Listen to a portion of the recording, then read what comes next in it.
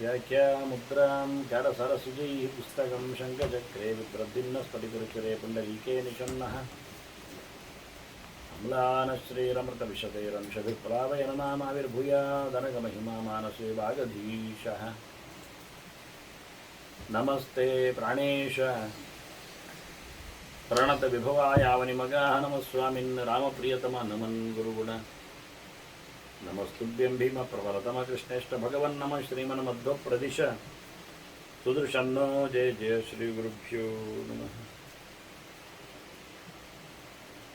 नारायणं सुरगुरुं जगदेकनाथं भक्तप्रियं सकललोकनमस्कृतं च त्रैगुण्यवर्जितमजं विभुमाद्यमीशं वन्दे भवग्रम् अमरासुरसिद्धवन्द्यं नारायणं नमस्कृत्य नरं चैव नरोत्तमं देवीं सरस्वतीं व्यासं ततो जयमुदीरये.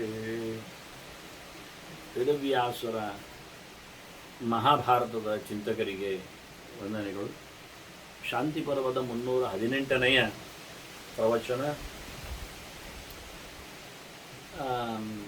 ಕರ್ಮದ ಚಿಂತನೆಯೆಡೆಗೆ ಧರ್ಮರಾಜನ ಜಿಜ್ಞಾಸೆ, ಅದಕ್ಕೆ ಭೀಷ್ಮರು ನೀಡಿದ ಒಂದು ಇತಿಹಾಸವಾಗಿ ಪ್ರಹ್ಲಾದ ಮತ್ತು ಇಂದ್ರನ ಮಾತುಕತೆ. ಎಂತಹ ನಮೂನೆಯ ಪ್ರಹ್ಲಾದನನ್ನು ಇಂದ್ರ ಕಂಡ ಅನ್ನುವುದರ ಬಗ್ಗೆ ನಾವು ಕಳೆದ ಬಾರಿ ಪ್ರಹ್ಲಾದನ ಸ್ಥಾನಮಾನವನ್ನು ನಾವು ಗಮನಿಸಿದೆವು. ಆದರೆ ಎಂತಹ ಸಂದರ್ಭದಲ್ಲಿ ಇಂದ್ರ ಮಾತಾಡಿದ್ದಾನೆ, ಅಲ್ಲಿಗೆ ಬಂದವ ಇಂದ್ರನ ಸೊಲ್ಲು ಏನಿತ್ತು ಅನ್ನುವುದನ್ನು ನೋಡಿಕೊಂಡಾಗ ನಾವು ಇಂದ್ರನ ಕೇಳಿಕೆಯಲ್ಲಿ, ಪ್ರಶ್ನೆಯಲ್ಲಿ ಚಿಂತನೆಯನ್ನು ಕಾಣಬಹುದು. ಅದಕ್ಕೆ ಹೇಳ್ತಾನೆ ಇಂದ್ರ, ನಿನ್ನಲ್ಲಿ ಜನರು ಬಯಸುವ ಎಲ್ಲ ಗುಣಗಳು ನನಗೆ ಕಾಣಲಿಕ್ಕೆ ಸಿಗ್ತದೆ. ಹೀಗಾಗಿ ಅದು ಹೇಗೆ ಸಾಧ್ಯ ಆಯಿತು? ಸನ್ಮಾನಾರ್ಹವಾದ ಗುಣಗಳು ನಿನ್ನಲ್ಲಿ ಹೇಗೆ ಬಂದಿವೆ ಅಂತ ಕೇಳಿಕೊಳ್ತಾನೆ. ನಿನ್ನನ್ನು ನೋಡುವಾಗ ನನಗೆ ಮಗುವಿನಂತೆ ಕಾಣುತ್ತಾ ಇತ್ತು. ಅಂದರೆ ಅಯ್ಯೋ ಪಾಪ ಅಂತಲ್ಲ, ಬುದ್ಧಿಶೂನ್ಯ ಅಂತಲ್ಲ, ಮಗುವಿನಲ್ಲಿ ಒಂದು ಗುಣವಂತಿಕೆಯನ್ನು ನೋಡಲಿಕ್ಕೆ ಬರ್ತದೆ. ಅದು ಏನಾದರೂ ಬೇಸರ ಪಟ್ಟಿಕೊಳ್ಳುವುದಿಲ್ಲ.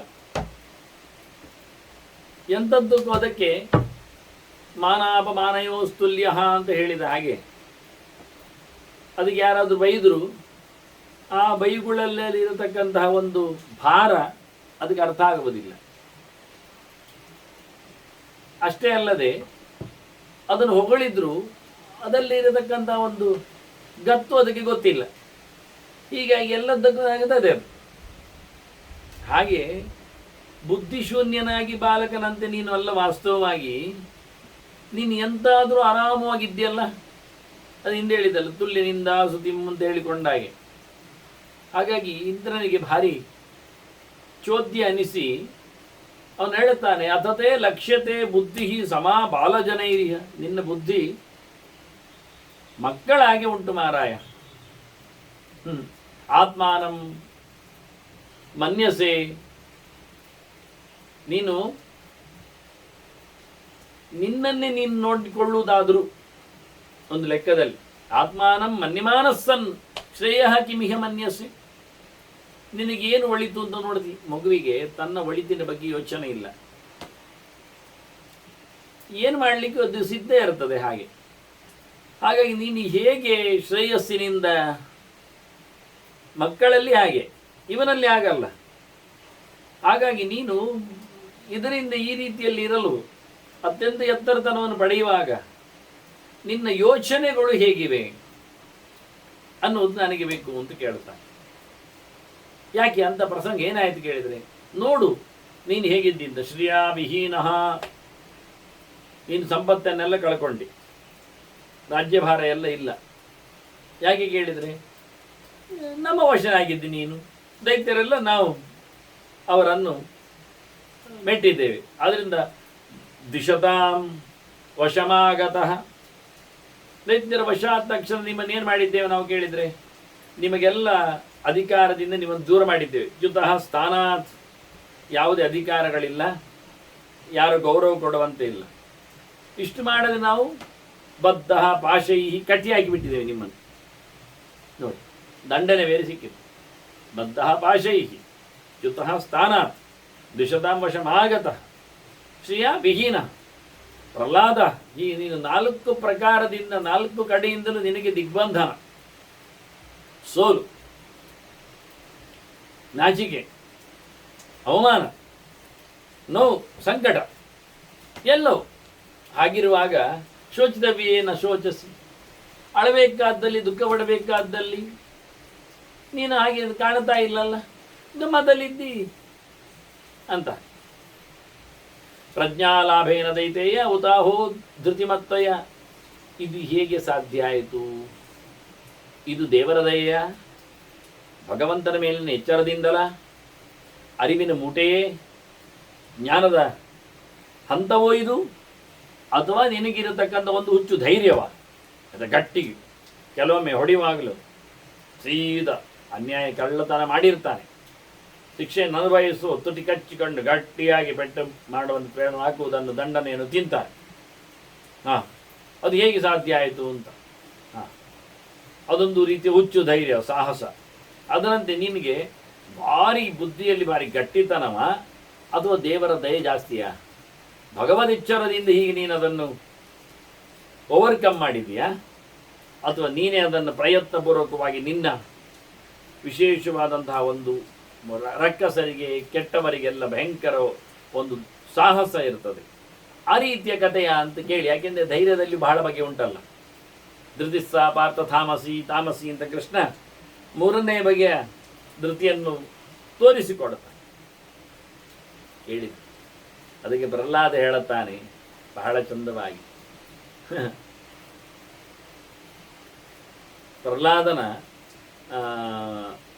ಪರಿಸ್ಥಿತಿಯ ಬಗ್ಗೆ, ಇಷ್ಟೆಲ್ಲ ಆಗಿಯೂ ಹೀಗಿದ್ದಾನೆ ಹೇಳೋದ್ರ ಬಗ್ಗೆ ಇಂದ್ರ ಹೇಳುತ್ತಾನೆ. ಪ್ರಹ್ಲಾದ ಸ್ವಸ್ಥರೂಪೋಸ್ ಪಶ್ಯನ್ ವ್ಯಸನ ಆತ್ಮನಃ. ನಿನಗಾದ ಸಂಕಟ ನೀನು ಅನುಭವಿಸ್ತಾ ಇದ್ದಿ, ಅದು ಗೊತ್ತಾಗ್ತದೆ. ಈಗ ಮೂರ್ಛೆ ಹೋದವನಿಗೆ ಕೈಯಲ್ಲಿ ಗಾಯ ಇದ್ದದ್ದರ ಬಗ್ಗೆ ಗೊತ್ತಾಗೋದಿಲ್ಲ. ಅವನ ಕೈಕಾಲುಗಳು ಎಲ್ಲಿಯೋ ತಾಕೊಂಡು ಬಿದ್ದುಕೊಂಡಿರ್ತದೆ, ನಾವೇ ಸರಿ ಮಾಡಿಡುತ್ತೇವೆ. ಹಾಗೆ ಹುಚ್ಚನಿಗೆ ಅವನ ಮೈಯ ಮೇಲೆ ಪ್ರಜ್ಞೆ ಇರುವುದಿಲ್ಲ, ಅವನ ಬಟ್ಟೆಯೆಲ್ಲ ಜಾರಿಕೊಂಡಿರ್ತೇನೆ, ಯಾರೋ ಕಟ್ಟಿರ್ತಾರೆ. ಮಕ್ಕಳಿಗೆ ಹುಚ್ಚೊಯ್ಯಲಿಕ್ಕೆ 1ಕ್ಕೆ 2ಕ್ಕೆ ಮಾಡಲಿಕ್ಕೆಲ್ಲ ಯೋಚನೆಗಳಿರುವುದಿಲ್ಲ, ಅವು ಮಕ್ಕಳುಗಳ ಕಂಟ್ರೋಲಲ್ಲಿಲ್ಲ. ಹಾಗೆ ನೀನು ಆಗಲ್ಲ. ನಿನಗೆ ನಿನ್ನ ದುಃಖದ ಬಗ್ಗೆ, ಕಷ್ಟದ ಬಗ್ಗೆ, ಇವತ್ತು ನಡೆದ ಪರಿಸ್ಥಿತಿಯ ಬಗ್ಗೆ ನಿನಗೆ ಚೆನ್ನಾಗಿ ಗೊತ್ತಿದೆ. ಆದರೆ ನೀನು ತಟಸ್ಥವಾಗಿದ್ದಿ, ಸ್ವಸ್ಥನಾಗಿದ್ದಿ, ಸುಮ್ಮನೆ ಕೂತಿರುವೆ, ನಿನ್ನ ಬಾಡಿಗೆ ನೀನಿದ್ದಾಗೆ ಉಂಟು. ಇದೆಂತ ಸಾಧ್ಯ ಆಯಿತು? ಇದು ಹೇಗೆ ಆಯಿತು? ಪ್ರಹ್ಲಾದ ಹೇಳುತ್ತಾನೆ, ಆಗುವುದು ಹೋಗುವುದು ಎಲ್ಲವೂ ಯಾರ ಅಧೀನವೋ ಹಾಗೆ ಇದೆ ಅಂತಾನೆ. ಭಾರಿ ದೊಡ್ಡ ವಿಷಯ. ಪ್ರವೃತ್ತಿಂಜ ನಿವೃತ್ತಿಂಜ ಭೂತಾನಾಂ ಯೋನ ಬುದ್ಧ್ಯತೆ. ಮನುಷ್ಯ ಹೋಗುವುದು ಆಗುವುದನ್ನು, ಎಲ್ಲ ಲೋಕದಲ್ಲಿ ಇರುವುದನ್ನು ನೋಡ್ತಾ ಇರ್ತಾನೆ. ತಸ್ಯ ಸ್ತಂಭ ಭವೇತ್ ಬಾಲ್ಯಾತ್ ನಾಸ್ತಿ ಸ್ತಂಭ ಅನುಪಶ್ಯತ. ಇದನ್ನು ಲೋಕದಲ್ಲಿ ಹೋಗತಕ್ಕದ್ದನ್ನು, ಆಗುವುದಕ್ಕದ್ದನ್ನೆಲ್ಲ ಯಾರು ನೋಡಿಕೊಳ್ಳುತ್ತಾನೆ, ಅದು ತನ್ನ ಅಂಕೆಯಲ್ಲಿ ಆಗುವುದಲ್ಲ, ತನ್ನ ವಿರೋಧದಲ್ಲಿ ನಿಲ್ಲುವುದೂ ಇಲ್ಲ. ಹಾಗಾಗಿ ಲೋಕದಲ್ಲಿನ ಆಗು ಹೋಗುಗಳ ಬಗ್ಗೆ ಯಾರು ಎಚ್ಚರದಲ್ಲಿ ನೋಡಿಕೊಳ್ಳುತ್ತಾನೆ, ಅವನು ನಿಜವಾಗಿಯೂ ಅಹಂಕಾರ ಪಡುವುದಿಲ್ಲ, ಅವನಿಗೆ ಗರ್ವ ಬರುವುದಿಲ್ಲ, ಅವನಿಗೆ ಸೊಕ್ಕು ಬಿಂಗಗಳು ಹೇಳುವುದಿಲ್ಲ. ಯಾಕೆಂದರೆ ಒಂದಲ್ಲ ಒಂದು ದಿನ ಒಬ್ಬನಿಗೆ ಏನಾದರೂ ಒಂದು ಆಗ್ತದೆ. ಅದನ್ನು ಯಾರೋ ಸೋತಾಗ ನಾವು ಕೈ ಚಪ್ಪಾಳೆ ತಟ್ಟುವುದಾಗಲಿ, ಯಾರೋ ಗೆಲುವು ಪಡೆದಾಗ ನಾವು ಶಿಲ್ಲೆ ಹೊಡೆದು ಮೆರವಣಿಗೆ ಸಾಗುವುದಾಗಲಿ, ಅದು ತುಂಬ ವ್ಯರ್ಥ. ಇತ್ತೀಚೆಗೆ ನಾವು ನೋಡಿದ್ದೇವಲ್ಲ, ಒಂದಿಷ್ಟು ದೊಡ್ಡ ಮಟ್ಟಿನ ಆಟಗಾರರ ಕೂಟದ ಮೆರವಣಿಗೆ ಆಗಲಿಕ್ಕೆ ಹೋಗಿ ಎಷ್ಟೋ ಜನ ಸತ್ರು. ಯಾರ ಮೇಲೆ ನಾವು ಬೈಬೇಕು? ಮೆರವಣಿಗೆ ಬೆನ್ನ ಹಿಂದೆ ನಿಂತ ಕಾಣಲು ಹೊರಟ ಜನರ ಬಗ್ಗೆಯೋ, ನಡೆಸಿದ ಮೆರವಣಿಗೆಯ ಬಗ್ಗೆಯೋ, ಅದನ್ನು ಅನುವು ಮಾಡಿಕೊಟ್ಟವರ ಬಗ್ಗೆಯೋ? ಕೊನೆಗೂ ಕೊಟ್ಟದ್ದು ಯಾರು ದುಡ್ಡನ್ನು? ಯಾರಿಗೆ? ಅವರು ಮೆರವಣಿಗೆ ಹೋದದ್ದೇಕೆ, ಅದರ ಜೊತೆಯಲ್ಲಿ ಸತ್ತದ್ದೇಕೆ, ಅವರಿಗೆ ಬಹುಜನರ ಸಂಪತ್ತಿನ ವಿನಿಯೋಗ ಏಕೆ? ಇಲ್ಲೇ ಇರುವುದು ತಪ್ಪೇ ಅಲ್ಲ ವ್ಯವಸ್ಥೆ. ಮಾಡಿಕೊಂಡ ಅತಿರೇಕಕ್ಕೆ ಕಾರಣ ಯಾರು ವಾಸ್ತವವಾಗಿ? ನಾನೊಬ್ಬನ ಹತ್ರ ಬೆಂಗಳೂರಲ್ಲಿ ಬೀದಿ ಬದಿಯವನಲ್ಲಿ ಕೇಳಿದೆ, ಭಿಕ್ಷುಕ ಬೇಡುವವ, ನೀನೇಕೆ ಮಾರಾಯ ಮೆರವಣಿಗೆಗೆ ಸಾಗಲಿಲ್ಲ, ಹೋಗಲಿಲ್ಲ, ಅಲ್ಲಿ ಗೌಜಾಯ್ತಲ್ಲ ಕ್ರೀಡಾಂಗಣದಲ್ಲಿ ಅಂದರೆ, ಯಾರಪ್ಪ ಹೋಗಿ ನಜ್ಜುಗೊಜ್ಜಾಗಿ ಸಾಯ್ತಾರೆ ಅಂತ ಕೇಳ್ತಾನೆ. ನೋಡಿ, ಅವನಿಗೂ ಸಾಯ್ಲಿಕ್ಕೆ ಇಷ್ಟ ಇಲ್ಲ ಅವನಿಗೆ. ಅಲ್ಲ, ಏನಿಲ್ಲ, ಕಾಸು ಮಜ್ಜಿಗೆ ಕುಡಿಲಿಕ್ಕಿಲ್ಲ ನಿನ್ನಲ್ಲಿ, ನಿನ್ಗೇನು ಸತ್ರ ಏನು ಇದ್ರೇನು ಕೇಳಿದ್ರೆ, ಹೇಳ್ತಾನೆ ಅಂತಾನೆ, ನಾನು ಹೇಳಿದ ಬಗ್ತಾ ಇದ್ದೇನಲ್ಲ, ಮೆಜೆಸ್ಟಿಕ್ಕಿನಿಂದ ಯಲಸಂದ್ರಕ್ಕೆ ಹೋಗ್ತಾನೆ, ಕೆಲವೊಮ್ಮೆ ಅಲ್ಲಿಂದ ಇಲ್ಲಿಗೆ ಬರ್ತೇನೆ ಅಂತಾನವ. ಅವನಿಗೂ ಸಾಯಲಿಕ್ಕೆ ಇಷ್ಟ ಇಲ್ಲ, ಸೂರಿಲ್ಲ ಅವನಿಗೆ. ಕೂತಲ್ಲಿ ನಿಂತಲ್ಲಿ ಅವನಿಗೆ ಅವನದ್ದೇ ಸಾಮ್ರಾಜ್ಯ, ಅವನದ್ದೇ ಬಿಲ್ಡಿಂಗ್, ಅವನದ್ದೇ ಕಾಂಪ್ಲೆಕ್ಸ್, ಅವನದ್ದೇ ಲಾಡ್ಜ್. ಹಾಗಿರುವಾಗ ಅವನೇ ಹೋಗಿ ಸತ್ತಿಲ್ಲ. ಈ ಮಂದಿಗೆ ಯಾವ ಕರ್ಮಕ್ಕೆ ಹೋಗ್ಲಿಕ್ಕೆ? ಈಗ ಮೆರವಣಿಗೆ ಕಂಡು ಅದರೊಟ್ಟಿಗೆ ಸೇರಿ ಏನಾಗ್ತದೆ? ಸಾಯ್ತದೆ. ಸಾಯ್ಲಿಕ್ಕೆ ಹೋದವರಿಗೆ ದುಡ್ಡು ಯಾಕೆ ಕೊಡ್ಬೇಕು ನೀವು? 10-50 ಲಕ್ಷ ಎಲ್ಲ ಯಾರು ದುಡ್ಡು ಕೊಡ್ತೀರಿ? ಸರ್ಕಾರದಲ್ಲಿ ಆಪತ್ತಿಗೆ ಅಂತ ತೆಗೆದಿಟ್ಟ ದುಡ್ಡುಂಟು ಅಂತ ಹೇಳಿದ್ರೆ ಆಪತ್ತು ಸಹಜವಾಗಿ ಬರುವುದಕ್ಕೆ ಮಾಡಿಕೊಂಡದ್ದಕ್ಕಲ್ಲ, ನೆನಪಿಟ್ಕೊಳ್ಳಿ. ಪ್ರಕೃತಿ ವಿಕೋಪಗಳಿಗೆ, ಆದವುಗಳಿಗೆ, ಅಚಾನಕಗಳಿಗೆಲ್ಲ ಹೊರತು ಮಾಡಿಕೊಂಡದ್ದಕ್ಕಲ್ಲ. ಆ ದುಡ್ಡು ರಾಶಿ ಇದ್ದದ್ದು ಬಹುಜನರ ಉಪಯೋಗಕ್ಕೆ, ಅವರ ಏಳಿಗೆ. ಎಷ್ಟೋ ಕಡೆಯಲ್ಲಿ ರಸ್ತೆ ಸರಿ ಇಲ್ಲ, ಎಷ್ಟೋ ಕಡೆಯಲ್ಲಿ ದಾರಿದೀಪಗಳಿಲ್ಲ, ಎಷ್ಟೋ ಮನೆಯಲ್ಲಿ ಸಸೂತ್ರ ಸೂರುಗಳಿಲ್ಲ, ಎಷ್ಟೋ ಜನರಿಗೆ ಒಳ್ಳೆಯ ಬುದ್ಧಿವಂತಿಕೆ ಇದೆ, ಕಲೀಲಿಕ್ಕೆ ಅವುಗಳಲ್ಲಿ ಅಲ್ಲಿ ಕಟ್ಟಲಿಕ್ಕೆ ಬೇಕಾದ ದುಡ್ಡಿಲ್ಲ. ಇದಕ್ಕೆ ಸರ್ಕಾರ ಅವಕಾಶ ಮಾಡಿಕೊಡ್ಲಿ. ಬಡವರಿಗಾಗಿಯೇ, ದುಡ್ಡಿಲ್ಲದವರಿಗಾಗಿಯೇ ಒಂದು ದೊಡ್ಡ ಶಾಲೆ ಕಟ್ಟಲಿ, ಎಲ್ಲ ಇಕ್ವಿಪ್ಮೆಂಟ್ಸ್ ಇರುವ, ಎಲ್ಲ ಬಗೆಯ ಅಧ್ಯಾಪಕರಿರುವ ಬಹಳ ದೊಡ್ಡ ಮಟ್ಟಿನ. ಇದು ಯಾಕೆ ಸರ್ಕಾರದ ಶಾಲೆಗಳೆಲ್ಲ ಕಣ್ಣು ಕೂರುವುದು ಯಾಕೆ? ಅಲ್ಲಿನ ಅಧ್ಯಾಪಕರಿಗೆ ವರ್ಗಾವಣೆ ಯಾಕೆ? ಅದನ್ನು ಮತ್ತೆ ಕಲಿಯದವರಿಗೆ ಅದನ್ನು ಯಾವುದೋ ಒಂದು ಕೋಟದ ಮೇಲೆಗೆ ಸೀಟು ಕೊಟ್ಟವರಿಂದ ಮಾತಾಡಿಸುವುದು ಏಕೆ? ಇದನ್ನು ನೆನಪಿಟ್ಟುಕೊಳ್ಳಿ. ಅದನ್ನು ಬಹಳ ಚಂದವಾಗಿ ಇವ ಹೇಳುತ್ತಾನೆ.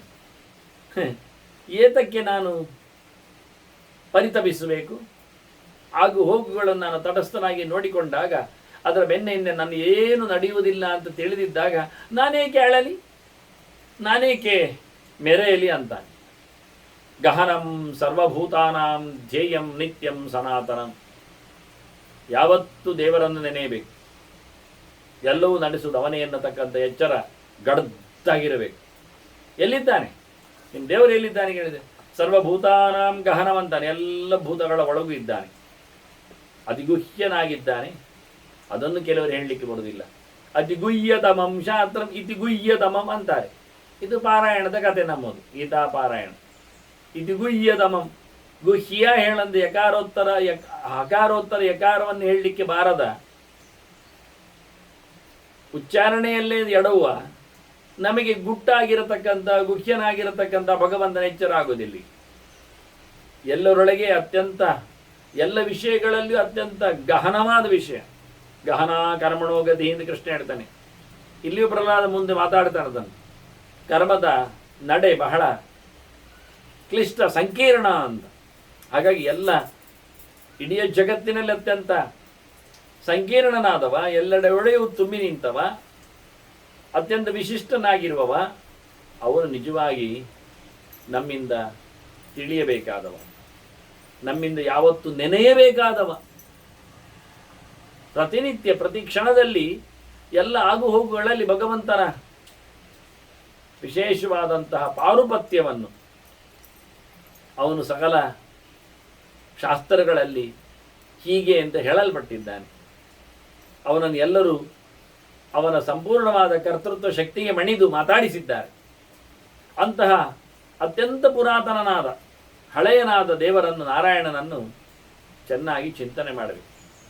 ಅವನಿಗೆ ವಿರೋಧ ಇಲ್ಲ, ಅವನ ವಿರುದ್ಧವಾಗಿ ಯಾರೂ ನಡೆಯುವುದಿಲ್ಲ, ಅವನಿಗೆ ಸೋಲಿಲ್ಲ, ಅವನ ಸಂಕಲ್ಪಕ್ಕೆ ಎಲ್ಲಿಯೂ ಅಡ್ಡಿ ಇಲ್ಲ. ಅನಿಗ್ರಹ ಮನೋಪಮ್ಯಂ, ಅಸಾಧಾರಣವಾದ ವ್ಯಕ್ತಿತ್ವ ಭಗವಂತನದ್ದು. ಎಲ್ಲ ಕಡೆಯೂ ತುಂಬಿದ್ದಾನೆ, ಎಲ್ಲವನ್ನು ನಡೆಸಿಕೊಡ್ತಾನೆ, ಎಲ್ಲವೂ ಮಾಡ್ತಾನೆ. ಸರ್ವಾಕಾರ, ಅದು ಇದು ಕಾರ ಮಾತ್ರ ಅಲ್ಲ, ಅವನು ಎಲ್ಲ ಕಾರ. ಕುಂಭಕಾರ ಇದ್ದಾಗೆ ಸರ್ವಕಾರ. ಸರ್ವಕಾರ ಯಾರು? ಭಗವಂತ. ಸರ್ವಾಕಾರ, ಎಲ್ಲವನ್ನು ಎಲ್ಲ ಕಡೆಯಿಂದಲೂ ಯಾವತ್ತೂ ನಡೆಸಿಕೊಡ್ತಾನೇ ಇರುತ್ತಾನೆ. ನಾಳಿನ ಕೆಲಸವು ಇವತ್ತೇ ಆಗುತ್ತೆ ಅವನದ್ದು, ನಿನ್ನೆ ಕೆಲಸವು ಇವತ್ತೇ ನಡೀತಾ ಉಂಟು, ಅವನಿಗೆ ಕಾಲದ ಕಥೆಯೇ ಇಲ್ಲ.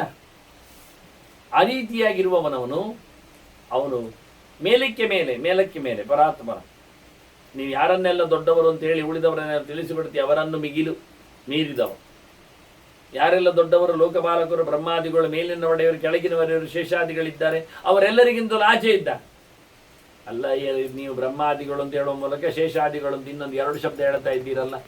ಅಲ್ಲ, ಬ್ರಹ್ಮಾದಿಗಳು ಅಂದರೆ ಬ್ರಹ್ಮ ಮತ್ತು ಅವನಿಂದ ಬಂದಿರತಕ್ಕಂಥ ಸನಕಾದಿಗಳು ಮತ್ತೆ ಬ್ರಹ್ಮನಲ್ಲಿ ಹತ್ತಿರದಲ್ಲಿ ಇರತಕ್ಕಂಥ ಋಷಿಗಳು ಅಂತ ಅರ್ಥ. ಬ್ರಹ್ಮನನ್ನು ನೋಡುವಾಗ ವಾಮೇ ಸಪ್ತರ್ಷಯಶ್ಚೈವ ದಕ್ಷಿಣೆ ಸನಕಾದಯ ಅಂತ ಹೇಳಿ ಕೃಷ್ಣನನ್ನು ನೋಡಲು ಬಂದಾಗ ಬ್ರಹ್ಮದೇವರು ಭಾರತೀಯ ಜೊತೆಯಲ್ಲಿ ಬಂಗಾರದ ರಥದಲ್ಲಿ ಬಂದಿದ್ದಾರೆ. ಎಲ್ಲ ಕಡೆ ಇರೋರು ಹಂಸದಲ್ಲಿ ಹೋಗ್ತಾರೆ ಅಂತ ತಿಳ್ಕೊಳ್ಬೇಡಿ, ಅವರ ಹತ್ರ ರಥ ಉಂಟು ಚಿನ್ನದ್ದು. ಭಾರತ್ಯಾಸ ಬ್ರಹ್ಮಾಚ ಶಾತಗೋಂಬರದ ಸ್ಥಿತ ಅಂತಾರೆ. ಹಾಗಾಗಿ ಬ್ರಹ್ಮಾದಿಗಳು ಅಂದರೆ ಅವನ ಪರಿವಾರ, ಮನ್ವಾದಿಗಳು, ಋಷಿಯಾದಿಗಳೆಲ್ಲ ಸಿಗ್ತಾರೆ. ಮತ್ತು ಶೇಷಾದಿಗಳು ಎಂದಾಗ ಅವನ ಪರಿವಾರ, ಶೇಷನ ಜೊತೆಯಲ್ಲಿ ಇವರೆಲ್ಲ ಬರ್ತಾರೆ. ಹಾಗಾಗಿ ಕೆಳಗಿನವರು, ಮೇಲಿನವರು, ಕೆಳಗಿನವರು ಅಂತ. ಶೇಷಾದಿಗಳು ಅಂದಾಗ ಶೇಷನೊಟ್ಟಿಗೆ ವಾಸುಕಿ, ಆನಂತರ ತಕ್ಷಕ, ಇವರೆಲ್ಲ ಶುರುವಾಗ್ತಾರೆ ಬರಲಿಕ್ಕೆ. ಅವರೆಲ್ಲ ದೊಡ್ಡ ದೊಡ್ಡ ಜನರೇ ಅಲ್ಲ, ಭಾರಿ ದೊಡ್ಡವರೇ ಅಲ್ಲ. ಹೀಗಾಗಿ ಮೇಲಿನ ಕೆಳಗಿನ ಸುತ್ತಮುತ್ತಲಿನ ಎಲ್ಲ ಇಂದ್ರಾದಿಗಳು ಬ್ರಹ್ಮನೊಟ್ಟಿಗೆ ಬರಲಿಲ್ಲ ಅಂದರೆ ಇಂದ್ರಾದಿಗಳು ಸುತ್ತಮುತ್ತಲಿನವರು. ಇಂದ್ರ, ಯಮ, ಅಗ್ನಿ, ಚಂದ್ರ, ವರುಣ ಇವರೆಲ್ಲ ಸುತ್ತಮುತ್ತಲಿನವರು. ಮೇಲೆ ಕೆಳಗೆ ನಡುವೆ. ನಾವು ಮುಂದಕ್ಕೆ ಈ ಕೊನೆಯ ಮಾತಲ್ಲಿ ಅದು ಚಿಂತನೆಯಲ್ಲಿ ಇರುವಂಥದ್ದು ಇರಲಿ, ಮುಂದೆ ನೋಡುವ ಪ್ರಹ್ಲಾದ ಮಾತಿನಲ್ಲಿ. ಹೀಗಾಗಿ ಸರ್ವತ್ರ ಮಿಗಿಲು ಅಂತ ಅನಿಸಿಕೊಂಡವರಿಗಿಂತಲೂ ಮಿಗಿಲಾದ ಶಕ್ತಿ ಯಾರು ಕೇಳಿದ್ರೆ ಅದು ನಾರಾಯಣ ಭಗವಂತ. ಅವನ ಬಗ್ಗೆ ಚಿಂತನೆ ಮಾಡಿದರೆ ಉಂಟಲ್ಲ, ಚಿಂತನೆ ಮಾಡಿದರೆ ಆ ಚಿಂತನೆಗೆ ಪುರುಸೋತಾಗ್ತದೆ. ಉಳಿದ ಯಾವುದೇ ಚಿಂತೆಗಳೇ ಬರೋದಿಲ್ಲ, ಅದು ವಿಷಯ. ದೇವರ ನೆನಪಾದರೆ ಹೊಟ್ಟೆ ಕಥೆಯೋ ಮರೆತೋಗುತ್ತೆ. ಯಾಕೆಂದರೆ ದೇವರು ತುಂಬಿಸ್ತಾನೆ, ದೇವರು ತುಂಬಿ ಹೋಗುತ್ತೆ. ಕೆಲವೊಮ್ಮೆ ಖುಷಿ ಆಗುವುದಿಲ್ಲ. ಅದಕ್ಕೆ ಉಪವಾಸ ಕರೀದಲ್ವ. ಉಪವಾಸ ಅಂದರೆ ಏನರ್ಥ? ಹೊಟ್ಟೆಗೆ ಬಿಟ್ಟು ಅಂತ ಅರ್ಥ ಅಲ್ಲ. ಉಪ ಅಂದರೆ ಸಮೀಪೆ, ವಾಸ ಅಂದರೆ ವಸತಿ ಅಂತ ಅರ್ಥ. ದೇವರ ಹತ್ತಿರದಲ್ಲಿ ಇರುವುದು ಅಂತ. ನಾವಲ್ಲ, ಫಿಸಿಕಲಿ ಅಲ್ಲ, ಮೆಂಟಲಿ. ಮನಸ್ಸು ಭಗವಂತನ ಹತ್ತಿರ ಇದ್ದರೆ ತುಂಬ ಖುಷಿ, ಆರಾಮ. ಹಾಗೆ ಅಭ್ಯಾಸ ಮಾಡಿಕೊಳ್ಳಿಕ್ಕೆ, ಅದಕ್ಕೋಸ್ಕರ ದೇವರ ಸಮೀಪದಲ್ಲಿ ಇರಬೇಕು ಮನಸ್ಸು ಹೇಳಲಿಕ್ಕೋಸ್ಕರ ದೇವಾಲಯದಲ್ಲಿ, ನದಿ ತೀರದಲ್ಲಿ ಇರ್ತಾನವ. ಜಪದ ಅನುಷ್ಠಾನ ಮಾಡ್ತದೆ, ಅದು ದೇವರನ್ನು ಹತ್ತಿರ ಮಾಡ್ತದೆ ಅಂತ. ಪೇಟೆ, ಸಂತೆ ಇವೆಲ್ಲ ದೇವರನ್ನು ಹತ್ತಿರ ಮಾಡೋದಿಲ್ಲ, ದೇವರನ್ನು ದೂರ ಮಾಡ್ತದೆ. ಈ ಅನೇಕ ಅರ್ಥಗಳಿಂದ ಚಿಂತನೆ. ಏನು ಹೊಟ್ಟೆ ಕತೆ ನೋಡಿಕೊಂಡೇನು ಧ್ರುವ ಕಾಡಿಗೆ ಹೋದ್ನ, ಆರಾಮ ಹೇಳ್ತಾನೆ, ಎಲ್ಲ ಕಡೆ ಹರಿಯೇ ಕಾಣ್ತಾನೆ. ಅಂದರೆ ಹರಿತ್ತು ಕಾಣಿಡುತ್ತೆ ಅವನಿಗೆ ಮೊದಲಿಗೆ. ಎಲ್ಲ ಕಡೆ ಪಚ್ಚೆ ಗಿಡ, ಮರ, ಹಣ್ಣು, ಕಾಯಿ, ಹೂ ಮತ್ತು ಇನ್ನು ಎಲ್ಲ ಹರಿಯುವನ. ನದಿಯೂ ಬೇಕಾದರೆ ಅದನ್ನೇ ಕುಡ್ದ, ಅದನ್ನೇ ತಿಂದ, ಅದೇ ದೇವರು ಅಂದ, ಅಲ್ಲೇ ಭಗವಂತನ ಎಚ್ಚರವನ್ನು ಕಂಡುಬಿಟ್ಟ. ಅಲ್ಲಿ ಹೊಟ್ಟೆ ಯೋಚನೆ ಇಲ್ಲ. ಅರಮನೆಯಲ್ಲಿ ಏನು ಗಡದು ತಿಂದಿದ್ದ ಒಂದು ಮಗು ಬೇರೆ 5 ವರ್ಷದ್ದು, ಏನು ಅದ್ಭುತವಾಗಿರ್ತದೆ. ಒಂದೇ ಒಂದು ದಿನದಲ್ಲಿ ಎಲ್ಲವನ್ನು ಭಗವಂತನಿಗಾಗಿ ಸಮರ್ಪಿಸಿಕೊಂಡವ ದೊಡ್ಡ ಸಂಗತಿ ಅಲ್ಲ. ಅದರಿಂದ ಸರ್ವಾವರಣ ಸಂಭೂತಂ, ಇಡೀ ಜಗತ್ತನ್ನೇ ನಿರ್ಮಾಣ ಮಾಡಿದವಿವ ತಸ್ಮಾದೇ ತತ್ ಪ್ರವರ್ತತೆ. ಇಡೀ ಜಗತ್ತು ಅವನಿಂದ ಆಗ್ತದೆ ಎನ್ನುವುದು ನಡೆದಾಗ ಕ್ರಿಯೆಯು, ಎಲ್ಲ ಕರ್ಮಗಳು ಒಂದು ದೃಷ್ಟಿಯಿಂದ, ಇಡೀ ವಸ್ತುಗಳು, ಪ್ರಪಂಚವು ಎಲ್ಲವೂ ಭಗವಂತನ ಒಂದು ಸೃಷ್ಟಿಯಿಂದ ಅರ್ಥ ಮಾಡಿಕೊಂಡಾಗ ಅಲ್ಲಿ ನಾವು ಎಲ್ಲಿದ್ದೇವಯ್ಯ ಅಂತ. ತನ್ಮಯಾಪಿ ಸಂಪಶ್ಯ ನಾನಾ ಲಕ್ಷಣ ಲಕ್ಷಿತ. ನೋಡು ಎಲ್ಲ ತನ್ಮಯಗಳು ಅಂದರೆ ಭಗವನ್ಮಯಗಳೇ. ಎಲ್ಲವೂ ದೇವರ ಆಟವೇ, ಎಲ್ಲವೂ ದೇವರ ವಿಭೂತಿಗಳೇ, ಎಲ್ಲವೂ ಭಗವತ್ ಪ್ರಧಾನತನವನ್ನು ಹೇಳುವವುಗಳೇ. ಎಲ್ಲಿ ನೋಡಿದರಲ್ಲಿ ಮರ ನೋಡಿ ಏನು ಹೇಳ್ತದೆ? ಪರಪರ ಅಂತದೆ ಅಲ್ವಾ? ಮತ್ತೆ ಪರಪರ ಅಂದರೆ ಏನರ್ಥ? ಸರ್ವೋತ್ತಮ ದೇವರು ಅಂತ ಹೇಳ್ತದೆ. ಮತ್ತೆ ಹಕ್ಕಿಗಳು ಹೇಳುವುದು ಹಾಗೆ ದೇವರ ಎತ್ತರತನವನ್ನು ಗುರುತಿಸ್ತದೆ. ಹೀಗಾಗಿ ಇಡೀ ಜಗತ್ತು ಭಗವಂತನ ಹೆಮ್ಮೆಯಲ್ಲಿ, ಅವನ ಎತ್ತರತನವನ್ನು ಗುರುತಿಸುವಲ್ಲಿ ಸಫಲವಾಗಿವೆ. ಹಾಗೆ ಕಾಣಬೇಕು ನಾವು. ಸವೈ ಪಾತಿ ಜಗತ್ಸ್ರಷ್ಟ ವಿಷ್ಣುದತ್ಯ ಅಭಿಶಬ್ದಿತ. ಅವನನ್ನೇ ನಾವು ವಿಷ್ಣು ಅಂತ ಕರೆಯುವುದು. ಅವನೇ ರಕ್ಷಕ, ಅವನು ಪಾಲಕ. ಮತ್ತೀರುವರಿಗೆ ಸಣ್ಣ ಕೆಲಸ ಕೊಟ್ಟಿದ್ದವ, ಸೃಷ್ಟಿ ಮತ್ತು ಸಂಹಾರಕ್ಕೆ ಅಂತ. ಇವನು ವಿಷ್ಣು ಯಾಕೆ ಅಂದರೆ ಎಲ್ಲರೊಳಗೂ ಪ್ರವೇಶ ಮಾಡಿದ್ದಾನೆ. ಸೃಷ್ಟಿ ಸಂಹಾರ ಮಾಡಲಿಕ್ಕೂ ಬ್ರಹ್ಮರುದ್ರಲ್ಲಿ ಪ್ರವೇಶ ಮಾಡಿದ್ದಾನೆ. ಇಡೀ ಜಗತ್ತನ್ನು ಪ್ರವೇಶ ಮಾಡಿಕೊಂಡು ರಕ್ಷಣೆ ಮಾಡುತ್ತಾ ಇದ್ದಾನೆ. ಇವನ ಪಾಲನೆಯ ಕತೆ ತಟ್ಟಿರಾಯನ ಕತೆ ಅಂತ. ಒಳಗೆ ಹೋಗಿ ಹೊತ್ತುಕೊಂಡಿದ್ದಾನೆ. ಹೊರಗೆ ಜುಟ್ಟಿಡಿದು ನಿಲ್ಲಿಸಿದ್ದಾನಿದ್ದಾಗಲ್ಲ, ಅಷ್ಟೇ ಅಲ್ಲ, ಒಳಗೂ ಹೊರಗೂ ತುಂಬಿಸಿಕೊಂಡು ಇಡೀ ಜಗತ್ತನ್ನು ನೋಡಿಕೊಳ್ಳುವ ವಿಚಿತ್ರ ರಕ್ಷಕ ಇವ. ರಾಜನು ಅರಮನೆಯಲ್ಲಿ ಇದ್ದುಕೊಂಡು ರಕ್ಷಣೆ ಮಾಡುತ್ತಾನೆ, ಆದರೆ ರಾಜನು ಚಾರರ ಮೂಲಕ ಊರು ತುಂಬ ತಿರುಗಾಡಿ ರಕ್ಷಣೆ ಮಾಡುತ್ತಾನೆ, ಆದರೆ ಸ್ವಯಂ ಅಲ್ಲ. ರಾಜನು ಚಾರರ ಮೂಲಕ ಕೇಳಿಕೊಂಡು ಜನರ ಅಹವಾಲುಗಳಿಗೆ ಸ್ಪಂದಿಸಿ ಸಮರ್ಥನಾಗ್ತಾನೆ.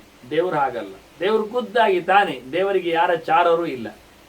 ಎಲ್ಲನೂ ಅವನೇ ಸಂಚರಿಸಿ, ಅವನೇ ಪ್ರವೇಶಕ್ಕೆ ಇದ್ದು, ಅವನೇ ನೋಡಿಕೊಂಡು, ಅವನೇ ಕೇಳಿಬಿಟ್ಟು ಅವನೇ ಮಾಡ್ತಾನೆ ತಿಳಿದು, ಹಾಗೆ ಇಚ್ಛೆಯಲ್ಲಿ. ಹಾಗಾಗಿ ವಿಷ್ಣು ಅಂದರೆ ಅವನ ಸ್ವಭಾವವೇ ಹಾಗೆ. ಎಲ್ಲರನ್ನು ಬಹಳ ಚಂದವಾಗಿ ಬೇಕಾದ್ದನ್ನು ಕೊಟ್ಟು ನೋಡಿಕೊಳ್ಳುವವನಿಗೆ ಒಂದು ಕೆಲಸ ಏನಂದ್ರೆ ಕೊಡ್ಲಿಕ್ಕೆ. ರಕ್ಷಣೆ ಮಾಡೋದು ಹಾಗೆ ಅಲ್ವಾ, ಏನು ಕೊಟ್ಟು ನೋಡಿಕೊಳ್ಬೇಕಲ್ಲ. ತಾಯಿ ಹಕ್ಕಿ ಮರಿ ಹಕ್ಕಿಯನ್ನು ತಿನ್ಲಿಕ್ಕೆ ಕೊಟ್ಟು ರಕ್ಷಣೆ ಮಾಡ್ತದೆ. ಹಾಗೆ ಪ್ರತಿಯೊಬ್ಬರು ಗುರುಗಳು ವಿದ್ಯೆ ಕೊಟ್ಟು ರಕ್ಷಣೆ ಮಾಡ್ತಾರೆ ಶಿಷ್ಯರನ್ನು. ರಾಜರು ಸಂಪತ್ತು ಕೊಟ್ಟು ಪ್ರಜೆಗಳನ್ನು ಸಂತೋಷಗೊಳಿಸ್ತಾರೆ. ಅವರದ್ದೇ ಆಗಲಿ ವ್ಯವಸ್ಥೆ ಮಾಡ್ತಾರೆ ಅದಕ್ಕೆ. ಹಾಗೆ ಭಗವಂತ ಕ್ಷಣುದಾನೆ ಅಂತ ಧಾತ್ವರ್ಥಲ್ಲಿ ವಿಷ್ಣು ಅಂದರೆ ಅವನು ವಿಚಿತ್ರವಾಗಿ ವಿಶಿಷ್ಟವಾಗಿ ವಿವಿಧತೆಯ ಎಲ್ಲರಿಗೂ ಕೊಡ್ತಾನೆ. ಯಾರಿಗೆ ಏನು ಕೊಡಬೇಕೋ, ಯಾವತ್ತು ಹೇಗೆ ಕೊಡಬೇಕು ಅದನ್ನು ಎಲ್ಲರಿಗೂ ಒಂದೇ ಬಗೆಯಲ್ಲ. ಸನ್ಯಾಸಿಗಳಿಗೆ ಹುಡುಗಿಯನ್ನು ಕೊಡೋದಿಲ್ಲವ, ಬ್ರಹ್ಮಚಾರಿಗಳಿಗೆ ಅವರಿಗೆ ಸಂಪತ್ತನ್ನು ಕೊಡುವುದಲ್ಲವ, ಅವರಿಗೆ ವಿದ್ಯೆಯನ್ನು, ವೈಶ್ಯರಿಗೆ ಸಂಪತ್ತನ್ನು, ರಾಜರಿಗೆ ಬಲವನ್ನು. ಹಾಗೆ ಯಾರ್ಯಾರಿಗೆ ಯಾವುದು ಬೇಕೋ ಅದನ್ನು ಅದರ ಪ್ರಕಾರದಲ್ಲಿ ಆಯಾ ಹೊತ್ತಿನಲ್ಲಿ ಮತ್ತೆ ವಿದ್ಯೆ ಕೊಡುವುದಂತ ತಕ್ಷಣ ಮುದುಕರಿಗಲ್ಲ, ಅದು ಬಾಲ್ಯದಲ್ಲಿ, ಸಣ್ಣವರಲ್ಲಿ, ಎಳೆಯರಿಗೆ ಕೊಡಬೇಕಾಗ್ತದೆ. ಹೀಗೆ ಎಲ್ಲವನ್ನು ಕೊಡುವ ಮೂಲಕ ಭಗವಂತನನ್ನು ಕೊಟ್ಟು ರಕ್ಷಣೆ ಮಾಡ್ತಾನೆ, ನೋಡಿಕೊಳ್ಳುತ್ತಾನೆ. ಎಂದು ಸುಮ್ಮನಲ್ಲಿ ಹೀಗೆ ನೋಡುವುದಲ್ಲ. ಗದ್ದೆಯನ್ನು ಕಾಯುವವ ಒಬ್ಬ ಇರ್ತಾನೆ, ರಾತ್ರಿ ಹೊತ್ತಿನಲ್ಲಿ ಕಣೆಪಂಜಿಗಳು ಬರಬಾರದು ಅಂತ ಹೇಳಿಕೊಂಡು, ಅಂದರೆ ಮುಳ್ಳು ಹಂದಿಗಳು ಬಾರದಂತೆ ಮಾಡಲಿಕ್ಕೆ ಅಂತ ಅದಕ್ಕೊಂದು ಬೆಳ್ಚಪ್ಪನನ್ನು ಇಡ್ತಾರೆ.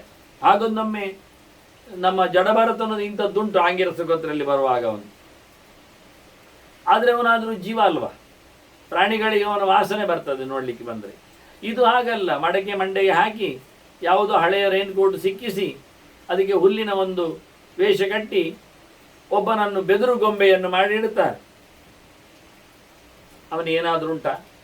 ರಕ್ಷಣೆ ಮಾಡ್ತಾನೆ, ತೋಟ ಗದ್ದೆ ಎಲ್ಲ ರಕ್ಷಣೆ ಮಾಡಿದ್ದಾನೆ. ಪ್ರಾಣಿಗಳು ಬಂದು ಕೆಲವು ಅವನ ಮಂಡೆಯ ಮೇಲೆ ಕೂತರು, ಅದಕ್ಕೆ ಏನೋ ಒಂದು ಇಟ್ಟಿರ್ತಾರೆ ಶಬ್ದ ಆಗುವಂತೆ, ಅದು ಓಡಿ ಹೋಗ್ತದೆ. ಅದರ ಪಕ್ಕದಲ್ಲಿ ಯಾರಾದರೂ ಬಂದು ಕೂತ್ರೆ, ಮುಟ್ಟಿದ್ರೆ, ಅವನ ಕೈ ಮೇಲೆ ಭುಜದ ಮೇಲೆ ಕೂತ್ರೆ ಅದೊಂದು ಸ್ಪ್ರಿಂಗ್ ಆ್ಯಕ್ಷನ್ ಹಾಕಿರ್ತಾರೆ, ಅದು ಅಲುಗಾಡುತ್ತದೆ. ಆದ ತಕ್ಷಣ ಅವನ ಕೈಯಲ್ಲಿರ್ತಕ್ಕ ಡ್ರಮ್ ಅದು ಹೊಡ್ಕೊಳ್ತದೆ. ಇವು ಓಡ್ತವೆ ನೋಡಿ. ರಕ್ಷಣೆಯ ಕತೆ ಜೀವ ಇಲ್ಲದ ಬೆಳ್ಚಪ್ಪನಲ್ಲಿಯೂ ಮಾಡಿಸಿದ್ದಾನೆ. ಅದರಿಂದ ಭಗವಂತ ರಕ್ಷಣೆ ಮಾಡುವುದಂದ್ರೆ ಹೀಗೆ ಲೋಕದಲ್ಲಿ ತಿಳ್ಕೊಳ್ಬಿಡೋದಕ್ಕೆ ವಿಷ್ಣು ಶಬ್ದವ ಇಷ್ಟೇ ರೀತಿ ಅಭಿಶಬ್ದಿತ ಅಂತೇಳಿ ಪ್ರಹ್ಲಾದ ಅವನನ್ನು ನಾನು ವಿಷ್ಣು ಕರಿತೇನೆ, ಅವನು ಕ್ಷಣುದಾನೆ, ಕೊಡ್ತಾನೆ. ಬೇಕಾದವರಿಗೆ ಬೇಕಾದ್ದನ್ನು ಬೇಕಾದಾಗಿ ಸ್ವಭಾವಕ್ಕೆ ಅನುಗುಣವಾಗಿ ದೇವರು ಕೊಡುವುದರಿಂದಲೇ ಕೊಟ್ಟು ರಕ್ಷಣೆ ಮಾಡುತ್ತೇನೆ ಅಂತ ನಾನು ಹೇಳ್ತೇನೆ. ಅಭಯದ ದಾನ ಇವೆಲ್ಲ ಕೇಳಲಿಕ್ಕುಂಟು. ಅಜ್ಞಾನದ ನಿವೃತ್ತಿ, ಹೀಗೆ ಭಗವಂತನನ್ನು ನಾವು ನೋಡಿಕೊಳ್ಳುತ್ತಾನೆ ಎಲ್ಲವನ್ನು ಕೊಟ್ಟು ಒಂದು ಅರ್ಥ ಮಾಡಿಕೊಂಡಾಗ ನನ್ನದೆಂತದುಂಟಯ್ಯ, ಕೊಟ್ಟವನವನು ಪಡೆದವನು ಅವನೇ. ಪುನರ್ದಂಶತಿ ಸಂಪ್ರಾಪ್ತೆ ಅವಸಾನೆ ಸುರೇಶ್ವರ, ದೇವತೆಗಳನ್ನು ಕಬಳಿಸುವವನು. ಕೊಡುವುದು ನಾವು ಅಗ್ನಿ, ಇಂದ್ರ, ಚಂದ್ರ, ನಿರತಿ, ಕುಬೇರ ಅಂತೆಲ್ಲ ಹೇಳುವುದಲ್ಲ. ಅವರನ್ನು ಮುಗಿಸ್ತಾನೆವ, ಅವರನ್ನು ನುಂಗಿ ಹಾಕ್ತಾನೆ, ಅವರಿಗೂ ಕೊಟ್ಟಿರುತ್ತಾನೆ ದೇವರು. ಆದ್ರಿಂದ ಅವರೆಲ್ಲ ಕೊಡುವುದಲ್ಲ, ಕೊಡುವುದು ದೇವರೇ. ಸಮಸ್ತ ಸುರವೃಂದಕ್ಕೂ ಕೊಡುವವರಿಗೂ ಕೊಡುವವನು, ಅವರಿಗೂ ಕೊಡುವಂತೆ ಹೇಳುವವನು ನಿಜವಾಗಿ ಪರಮಾತ್ಮನೇ. ಅವರಲ್ಲಿ ಯಾರದ್ದು ಏನು ಇಲ್ಲ, ಸ್ವಂತ ದೇವರ ಸೊತ್ತನ್ನೇ ಅವರು ಕೊಡುವುದು ಕೇಳಿ.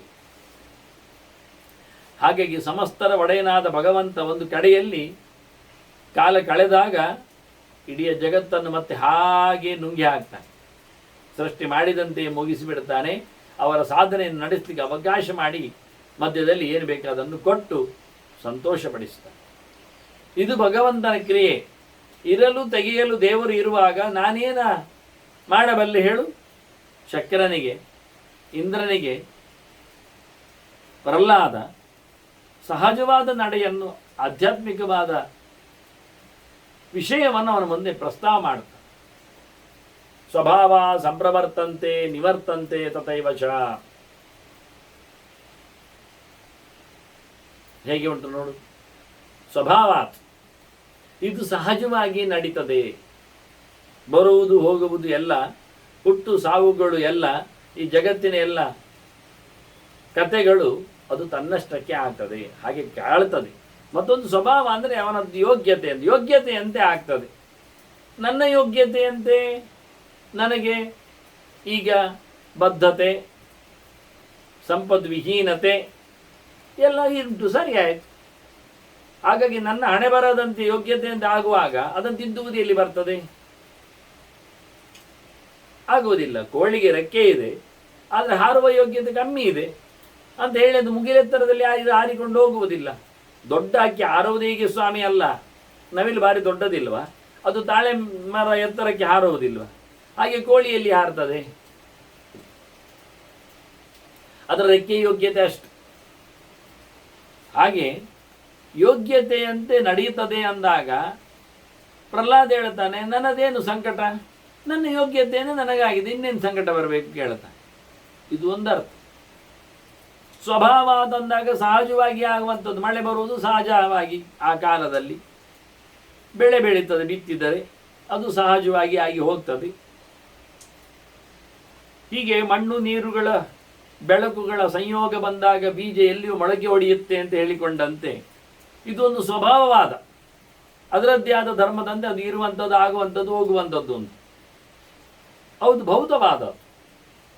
ಇನ್ನೊಂದು ಸ್ವಭಾವ ಅಂದರೆ ಸ್ವಾಖ್ಯೋ ಭವ ಅಂತೇಳಿ ಪರಮಾತ್ಮನನ್ನು ಸ್ವಭಾವಸ್ತು ಪ್ರವರ್ತದೆ ಅಂತ ಕೃಷ್ಣ ಹೇಳುವಾಗ ಅದು ಪರಮಾತ್ಮನನ್ನು ಗಮನಿಸ್ತಾನೆ. ಸ್ವಾತಂತ್ರ್ಯ ಸ್ವೈತಿ ಪ್ರೋಕ್ತ ಅಂತೇಳಿ ಭಗವಂತನ ನಾವು ಸ್ವಹ ಅಂತ ಹೇಳ್ತೇವೆ, ಸ್ವತಂತ್ರನಾದ್ದರಿಂದ, ಏಕದೇಶವಾದ. ಎಲ್ಲಕ್ಕಿಂತ ಮಿಗಿಲಾಗಿ ಯಾರ ಅಂಕೆಯಲ್ಲಿ ಇರದೇ ಇರುವುದರಿಂದ ಭೂರ್ಭುವ ಸ್ವಹ ಅಂತ ವ್ಯಾಹೃತಿಯ 3ನೇ ಅಂಶ. ಭಗವಂತನನ್ನು ಪರಸ್ವರಿರುದ್ಧಾಂ ಇತಿನಾಮ ಚತುಷ್ಟಯಂ ಎನ್ನುವುದಾಗಿ 4 ಹೆಸರಿನಿಂದ ಮುಖ್ಯವಾಗಿ ಗಮನಿಸ್ಲಿಕ್ಕೊಂಡು ಗುರುತಿಸ್ಲಿಕ್ಕೆ ಅಂದಾಗ ಪರ, ಸ್ವ, ಹರಿ, ಉದ್ದಾಮ ಅಂತ 4 ಹೆಸರನ್ನು ಹೇಳ್ತಾರೆ. ಆದರೆ ಅದರಲ್ಲಿ ಒಂದು ಸ್ವಹ ಅಂತ, ಎಲ್ಲವೂ ಅವನದ್ದೇ ಅಂತ, ಎಲ್ಲ ಗುಣಗಳಿಂದ ತುಂಬಿದವ ಸ್ವ ಅಂತ. ಅನಂತ ಸುಖ ಅಂತ ಹೇಳಿ ಅದಕ್ಕೊಂದು ಹೊಸದಾದ ಅರ್ಥವೇ ಇದೆ. ಪೂರ್ಣವಾದ ಆನಂದ ಜ್ಞಾನ ಉಳ್ಳವನೇನು ಚಿಂತನೆಯೂ ಅಲ್ಲಿ ಬರ್ತದೆ.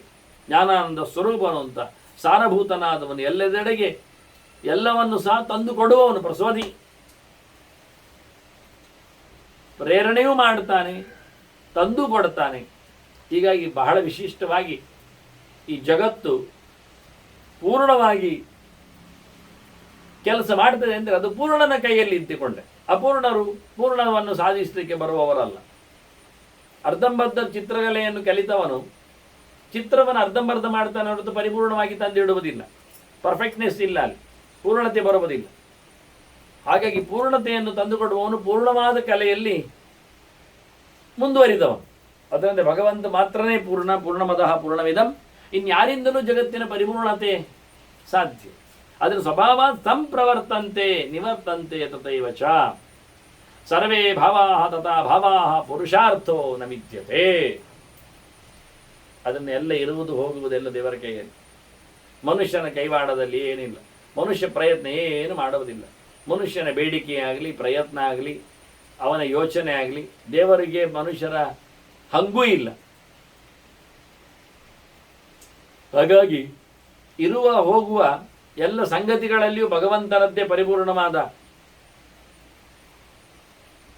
ಪತಿತನ ಇರುವಾಗ, ದೊರೆತನ ಕಾಣುವಾಗ ನಾವೇನು ನಮ್ಮದು ಬಿಂಕದಲ್ಲಿ ಬೆಳೀಲಿಕ್ಕಿದೆ. ಪುರುಷಾರ್ಥಸ್ಯ ಚಾಭಾವೇ ನಾಸ್ತಿ ಕಶ್ಚಿತ್ ಸ್ವಕಾರಕ. ನಮ್ಮದೇನು ಪ್ರಯತ್ನಕ್ಕೆ ಅಲ್ಲಿ ಕೆಲಸ ಆಗುವುದಿಲ್ಲ ಅಂದಾಗ ಮತ್ತೆ ನಾವು ಮಾಡಿದ್ದೇವೆ ಅಂತ ಹೇಳಿಕೊಳ್ಳುವುದರಲ್ಲಿ ಏನು ಅರಿವು, ಅದು ಏನು ಉಳಿದಿದೆ? ನಾವೇನು ಮಾಡುತ್ತೇವೆ? ನಮ್ಮದೇನು ಕಾರ್ಯಕರ್ತ ಉಂಟು? ಸ್ವತಂತ್ರವಾಗಿ ನಮ್ಮದು ಅಂತ ಮಾಡಲಿಕ್ಕೆ ನಮ್ಮಲ್ಲಿ ಏನು ಕಸುವು ಎಲ್ಲ ಇವೆ? ಎಲ್ಲವೂ ಭಗವಂತನದ್ದೇ ಅಂದಾಗ ನಮ್ಮ ಪ್ರಯತ್ನಕ್ಕೆ ಅಷ್ಟೇ ಅಲ್ಲ, ನಮ್ಮ ಆಸೆ ಆಕಾಂಕ್ಷೆಗಳಿಗೂ ಎಲ್ಲಿಯೂ ನಮ್ಮದೇ ಆಗಿರತಕ್ಕಂಥ ಬೆಲೆ ಇಲ್ಲ. ದೇವರು ಕೊಟ್ಟರೆ ಉಂಟು ಅದಕ್ಕೆ ವಾಸ್ತವವಾಗಿ. ಸ್ವಯಂಚ ಕುರ್ವತಸ್ತಸ್ಯ ಜಾತುಮಾನೋ ಭವೇದಿ. ಹಾಗಾಗಿ ದೇವೇರೆಲ್ಲ ಮಾಡ್ತಾ ಇರುವಾಗ ನಾವು ಅದರಲ್ಲಿ ಸುಮ್ಮನೆ ಸೇರಿಕೊಂಡಾಗಿ ಕಾಣುವಾಗ, ನಮ್ಮಲ್ಲಿ ಯಾವುದೇ ರೀತಿಯಾದ ಸ್ವಾತಂತ್ರ್ಯ ಇಲ್ಲದೇ ಇದ್ದಾಗ ನಮಗೆ ಬಿಂಕ, ಅಭಿಮಾನ, ಕೊಂಬು ಇವೆಲ್ಲ ಬರಲಿಕ್ಕೆ ಎಲ್ಲಿಂದ ಕಾರಣ ಆಗ್ತದೆ? ಹೇಗೆ ಬರಬೇಕು? ತಾನೇ ಮಾಡ್ತೇನೆ ತಿಳ್ಕೊಂಡವನಿಗೆ ಬರಬೇಕು ಬಿಂಕಾಭಿಮಾನಗಳೆಲ್ಲ. ಹಾಗಾಗಿ ತಾನೂ ಅನ್ಕೊಳ್ಳುವವನಿಗೆ ಎಲ್ಲ ಕೊಂಬು ಬರಬಹುದು, ಕೋಡು ಹೇಳಬಹುದು. ಎಲ್ಲವೂ ಭಗವಂತನ ಕೈಯಲ್ಲಿ ಉಂಟು, ಆಗ್ತದೆ, ಅದರೊಟ್ಟಿಗೆ ನಾನು ಇರ್ತೇನೆ ಅಂತ ತಿಳ್ಕೊಂಡವನಿಗೆ ಯಾವುದೇ ರೀತಿಯಾದ ದುರಭಿಮಾನಗಳಾಗಲಿ, ಓವರ್ ಹೆಡ್ವೈಟ್ಗಳು, ಕಾನ್ಫಿಡೆನ್ಸ್ಗಳೆಲ್ಲ ಬರಲಿಕ್ಕೆ ಸಾಧ್ಯವೇ ಇಲ್ಲ, ಆಗುವುದಿಲ್ಲ. ಎಷ್ಟು ಕರ್ತಾರ ಅಸ್ಮಾಕಂ ಮನ್ಯತೆ ಸಾಧುವ, ಎಷ್ಟು ಕರ್ತಾರ ಆತ್ಮಾನಂ ಮನ್ಯತೆ. ಮಾಡುವಾಗ ತಾನೇ ಮಾಡಿದ್ದು ಅಂತ ಹೇಳಿಕೊಂಡು ಯಾರಾದರೂ ತಿಳ್ಕೊಂಡ್ರೆ ಅದು ಒಳ್ಳೆಯದಾಗಲಿ ಕೆಟ್ಟದಾಗಲಿ ಮಾಡೋ ವಿಷಯದಲ್ಲಿ ಮೊದಲು ಪ್ರಶ್ನೆ ಬಂದದ್ದು ಅಲ್ಲಿಂದ ತಾನೆ. ಅದಕ್ಕೆ ಪ್ರಹ್ಲಾದ ಉತ್ತರ ಕೊಡ್ತಾ ಇದ್ದಾನೆ.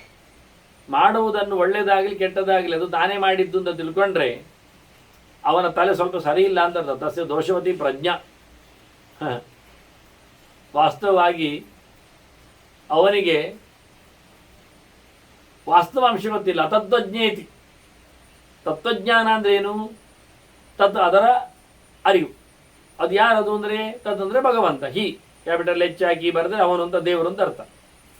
ಹಾಗಾಗಿ ತದ್ ಬ್ರಹ್ಮ ಇತ್ಯಾಚಕ್ಷತೆ ಅಂತೇಳಿ ಅದನ್ನು ದೇವರು ಅಂತ ಕರೀತಾರೆ, ಪೂರ್ಣ ಅಂತ ಹೇಳ್ತಾರೆ, ಅದನ್ನು ಸ್ವತಂತ್ರ ಅಂತ ಅಂತಾರೆ. ಸ್ವತಂತ್ರ ಭಗವಾನ್ ವಿಷ್ಣು. ಆದ್ರಿಂದ ನಿಜವಾಗಿ ತಾನು ಮಾಡುವುದು ಅಂತ ಯಾರು ತಿಳ್ಕೊಂಡ್ರೆ ದೇವರನ್ನು ತಿಳಿಯದವ ಅಂತ ಅರ್ಥ. ಅವನಿಗೆ ತತ್ವಜ್ಞಾನ ಇಲ್ಲ. ನಿಜವಾಗಿ ದೇವರು ಮಾಡುವುದು ಅಂತ ಆಗಿರುವಾಗಿವೆ ಅಂತ ಮಾಡುದು. ನರತೆ ತತ್ಕ್ರಿಯತೆ ಕಿಂಚನಾರೇ ಅಂತ ಹೇಳಿ ಭಗವಂತನ ಪ್ರೇರಣೆ ಇಲ್ಲದೆ, ಅವನ ಸಂಕಲ್ಪ ಇಲ್ಲದೆ, ಅವನ ವಿಶೇಷವಾದಂಥ ಅಲ್ಲಿ ತೊಡಗುವಿಕೆ ಇಲ್ಲದೆ ಯಾರು ಏನು ಮಾಡ್ಲಿಕ್ಕೆ ಆಗುವುದಿಲ್ಲ. ಯಾಕೆಂದ್ರೆ ಅವನ ಅಂತರ್ಯಾಮಿ ಒಳಗೆ ಇದ್ದಾನೆ. ಕೈ ಒಳಗೆ, ಬೆರಳೊಳಗೆ, ಬೆರಳ ತುದಿಯಲ್ಲಿ, ಎಲ್ಲದಲ್ಲಿಯೂ ಭಗವಂತ ಇರಲಾಗಿ ಕೆಲಸ ಆಗುವಂಥದ್ದು. ದೂರದಿಂದ ಭಗವಂತನ ಇಲ್ಲಿ ಪ್ರವೇಶ ಅಲ್ಲ, ಪರಿಪೂರ್ಣವಾದ ವ್ಯಾಪ್ತಿ. ಆಗಿರುವಾಗ ನಾನು ಮಾಡಿದ್ದೇನೆ ತಿಳ್ಕೊಂಡ್ರೆ ಅವನ ತಲೆ ಸರಿ ಇಲ್ಲ ಅಂತ ಅರ್ಥ. ತಾನೇ ಸ್ವತಂತ್ರ ಅಂತ ತಿಳ್ಕೊಂಡವ ದೇವರ ಅಂಗೆ ಇಲ್ಲದೆ, ತತ್ವಾಭಿಮಾನಿಗಳ ಪ್ರೇರಣೆ ಇಲ್ಲದೆ, ಪ್ರಾಣನ ಪ್ರವೇಶ ಇಲ್ಲದೆ, ಈಗ ಉಸಿರಾಟದಲ್ಲಿ ಇಲ್ಲದೆ ಮಾಡ್ಲಿಕ್ಕೆ ಆಗ್ತದೆ ಕೆಲಸ. ಉಸಿರಾಟ ನಮ್ಮ ಕೈಯಲ್ಲಿ ಉಂಟಾ? ಹಾಗಾಗಿ ಅಲ್ಲಿಯೇ ನಾವು ಸೋಲ್ತಾ ಇದ್ದೇವೆ, ಎಲ್ಲ ಒಳಗೆ ಇದ್ದಾರೆ ಅಂತ ಹೇಳಿಕೊಳ್ಳಿಕ್ಕೋಸ್ಕರ. ಹಾಗಾಗಿ ಅಂದವನ ತಲೆ ಸರಿ ಇಲ್ಲ, ಅವರ ಬುದ್ಧಿ ಕೆಟ್ಟದ್ದು, ತಾನು ಮಾಡ್ತೇನೆ ಅಂತ ತಿಳ್ಕೊಂಡವನದ್ದು. ಹಾಗಾಗಿ ಅವನು ಗರ್ವ ಪಡೆಯಲಿಕ್ಕೆ ಇನ್ನಷ್ಟು ಕೆಟ್ಟದಾಯ್ತು. ಯದಿ ಸ್ಯಾತ್ ಪುರುಷಕರ್ತ, ಮನುಷ್ಯನೇ ಒಂದೊಮ್ಮೆ ಕೆಲಸ ಮಾಡುವನು ಹೌದಾಗಿದ್ದರೆ ಇಲ್ಲಿ ಒಂದು ವಿಷಯ ಕೇಳುವಂತ. ಶಕ್ರಾತ್ಮ ಶ್ರೇಯಸೇ ಧ್ರುವಂ ಆರಂಭಾತಸ್ಯ ಸಿದ್ಧೇಯು.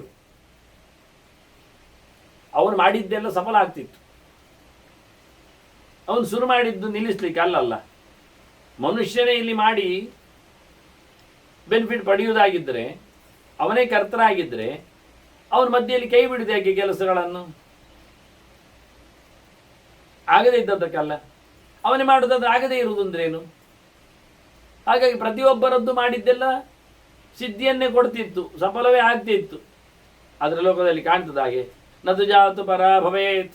ಅಲ್ಲಪ್ಪ, ಅವನು ಸೋಲ್ತಾನೆ, ಸಿಕ್ಕಿ ಬೀಳ್ತಾನೆ, ಎಲ್ಲವೂ ಸಕ್ಸಸ್ ಆಗುವುದಿಲ್ಲ. ಹಾಗಾದ್ರೆ ಏನೇ ಅರ್ಥ ಆಯಿತು?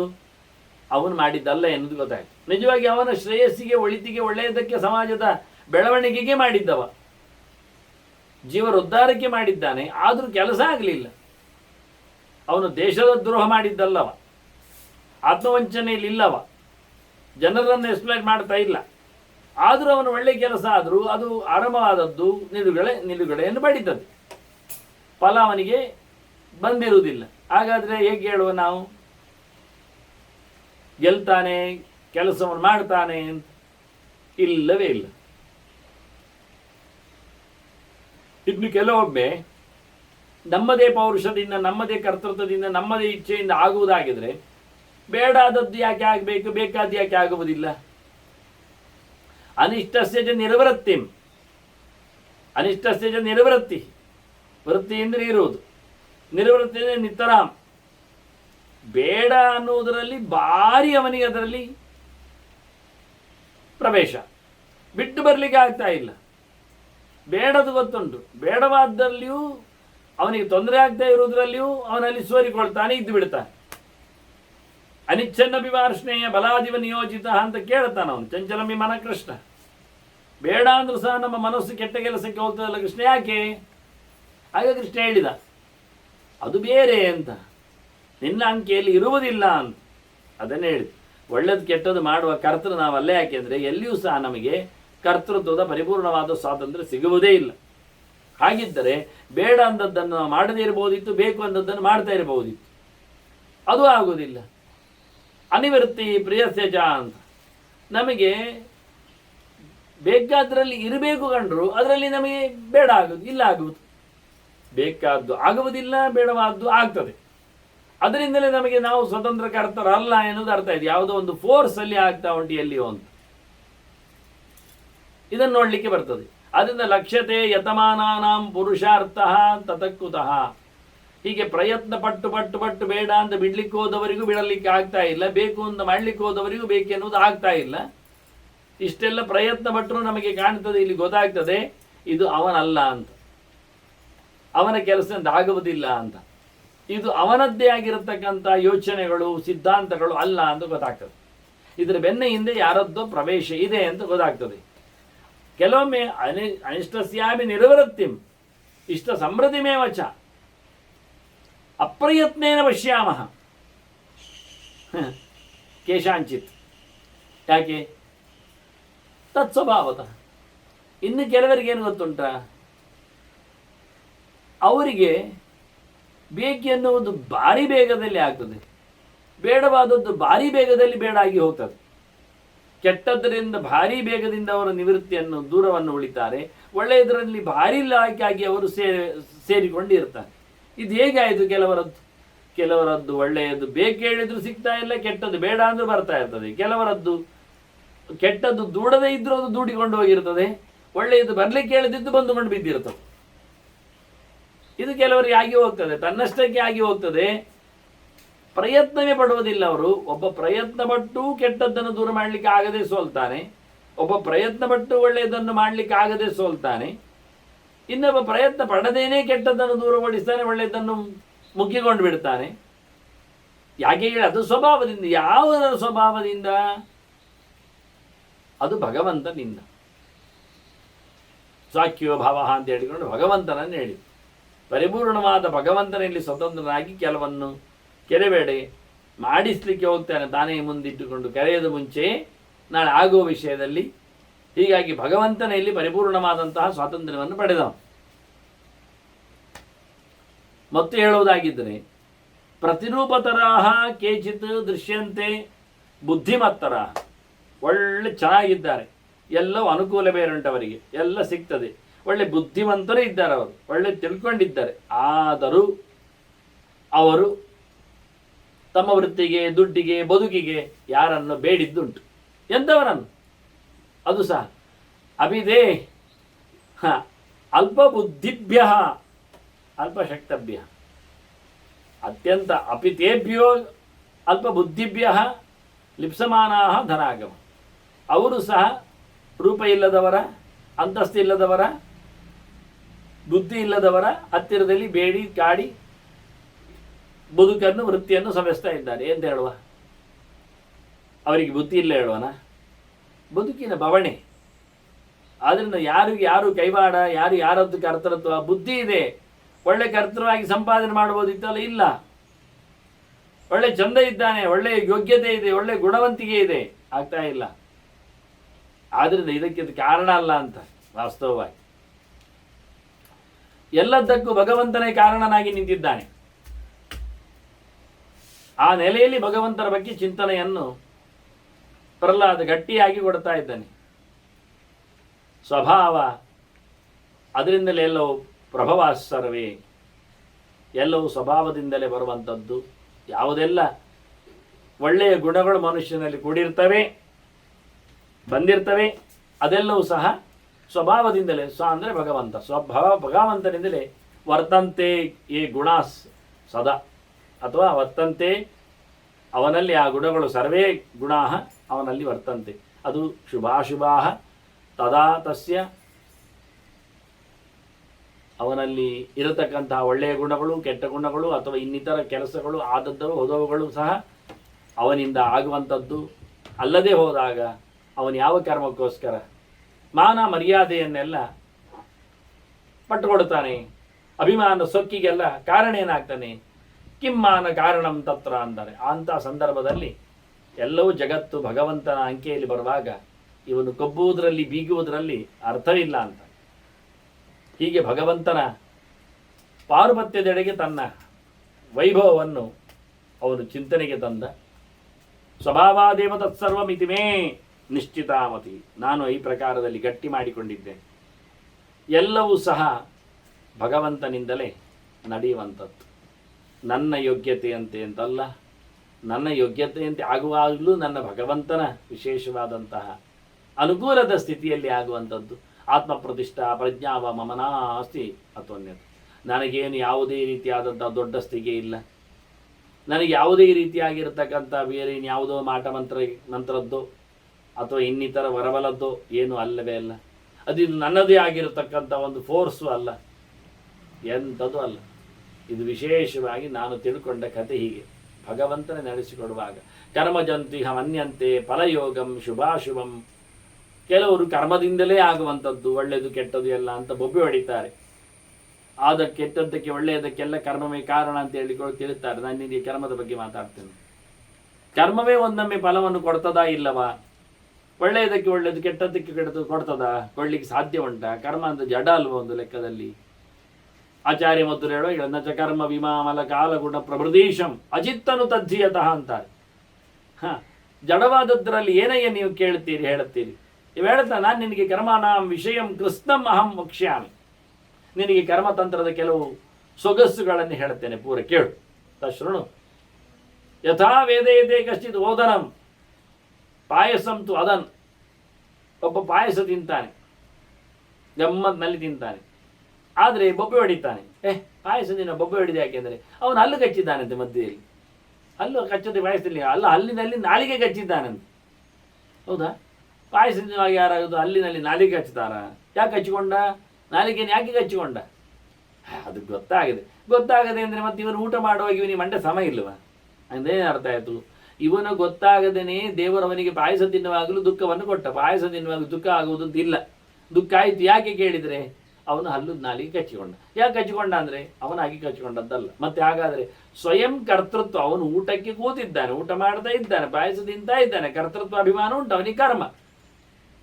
ಹಾಗಾದರೆ ಕರ್ಮದ ಕಥೆ ಏನು? ಅವನ ಕೈಯಲ್ಲಿ ಇಲ್ಲ ಅಂತ ಹೀಗೆ ಎಲ್ಲ ಕರ್ಮ ಅಂತಾನೆ. ಇದೊಂದು ದೃಷ್ಟಾಂತ. ಏವಂ ಸರ್ವಾಣಿ ಕರ್ಮಾಣಿ ಸ್ವಭಾವಾದೇವ ಸ್ವಭಾವಾಧ್ಯವ ಲಕ್ಷಣ ಸ್ವಭಾವಸ್ಯೇವ ಲಕ್ಷಣ. ಇದೆಲ್ಲ ಹೀಗೆ ದೇವರು ನಡೆಸ್ತಾನೆ ಅನ್ನೋದಕ್ಕೆ ಇದೇ ಕಾರಣ. ನಾನಲ್ಲ ಅಂತ ಹೇಳುವುದು ನಾನೊಂದ. ನಾನು ಅಂದರೆ ಯಾರು? ದೇವರೇ ಅಲ್ಲಿರುವುದು. ಸ್ವತಂತ್ರನಾದ ಭಗವಂತನೇ ನಾವು ಸ್ವಹ ಅಂದದ್ದು. ಸ್ವ ಅಂದರೆ ನಾನಲ್ಲ, ಸ್ವಂತದ್ದಲ್ಲ. ತಿನ್ನುವವ ನಾನು. ಚಂದ ಮಾಡಿ ತಿನ್ನಬೇಕು ಅಂತ ಪಾಯಸ ತಿನ್ನಲಿಕ್ಕೆ ಹೊರಟದ್ದು. ಅಷ್ಟೊತ್ತಿಗೆ ನೋಡಿ ಇನ್ನು ನಾಲಿಗೆ ಗಚ್ಚಿ ಆದಂದ್ರೆ ಇನ್ನೆಂತ ಚೂರು ಪಾಯಸ ಬಿಸಿ ಆಗಿದ್ರು ನಾಲಿಗೆ ಹರಿತಾ ಇರ್ತದೆ, ಅಲ್ಲಿ ಬೊಬ್ಬೆ ಹೊಡಿತಾ ಇರ್ತದೆ. ತಿನ್ನುವುದೇ ತಿನ್ನಲಿಕ್ಕೆ ಬಟ್ಟಲಿಟ್ಕೊಂಡ ತಿನ್ನಲಿಕ್ಕೆ ಆಗ್ತಾ ಇದೆ. ಆದ್ದರಿಂದ ನಾವು ಗೊತ್ತಿಲ್ಲದೆ ಆಗತಕ್ಕ ಕೆಲಸಗಳು ಎಲ್ಲ ಕಡೆಯಲ್ಲಿ ಹೀಗೆ ದೇವರು ಉಂಟು ನಿನಗೆ ಗೊತ್ತಾಗುವುದಿಲ್ಲ. ವಿಕಾರಾನೇವ ಯೋ ವೇದ ನವೇದ ಪ್ರಕೃತಿಂ ಪರಂ. ಇಲ್ಲಿ ಆಗತಕ್ಕ ವಿಕಾರಗಳನ್ನಷ್ಟೇ ತಿಳ್ಕೊಳ್ತಾನೆ. ಅವನು ಮಾಡಿದ, ಇವನು ಮಾಡಿದ, ಅದಾಯ್ತು ಇದಾಯ್ತು, ಅಲ್ಲಿ ಆಯ್ತು, ಹಾಗಾಯ್ತು, ಹೀಗಾಯ್ತು, ಅದು ಇದು ಅಂತ ಹೇಳಿ ನಿಜವಾದ ಅದರ ಮೂಲ ಯಾರು? ಅವನಿಗೆ ಹಾಗೆ ಮಾಡಲಿಕ್ಕೆ ಹೇಳಿದವ ಯಾರು? ಇಲ್ಲ. ಬೋಧ ಕೊಟ್ಟವ ಯಾರು? ಗೊತ್ತಿಲ್ಲ. ಬಂದದ್ದು ಹೇಗೆ? ಅದೇ ವಿಷಯ. ಹಾಗೆ ವಿಚಿತ್ರವಾದಂಥ ಪ್ರಕೃತಿ ಅಂದರೆ ಪರಮಾತ್ಮ ಮೊದಲು ಮಾಡುವವ, ಸಹಜವಾದ ಕ್ರಿಯೆ. ಮತ್ತೆಲ್ಲ ವಿಕಾರಗಳು ಬರಲಿಕ್ಕೆ ಕಾರಣ ಯಾರದ್ದು? ಪ್ರೇರಣೆ. ಮೂಲ ಪ್ರೇರಣೆಯಲ್ಲಿ ಮೂಲ ತತ್ವ ಯಾವುದು? ಅದನ್ನು ಯಾರು ತಿಳ್ಕೊಳ್ಳಿಲ್ಲ, ಅವನಿಗೆ ಯಾವುದು ಗೊತ್ತಾಗುವುದು. ಹಾಗಾಗಿ ಎಲ್ಲಕ್ಕೂ ಕಾರಣ ಆದ ತಸ್ಯ ಸ್ತಂಭ ಭವೇತ್ ಬಾಲ್ಯಾದ್ ನಾಸ್ತಿ ಸ್ತಂಭ ಅನುಪಶ್ಯತ.